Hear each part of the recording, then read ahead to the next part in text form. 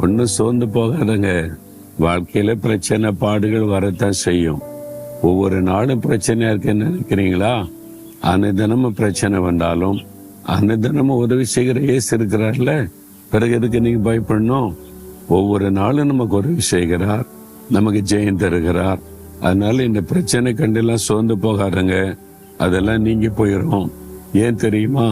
அவர் மேல் அன்பும் அக்கறையும் உள்ள ஒரு தேவன். ஒருவேளை நீங்க இந்த நாள்ல பாதுகாப்பற்ற ஒரு சூழ்நிலையை உணர்றீங்களா? நமக்கு யாரு பாதுகாப்பா இருக்கிறா?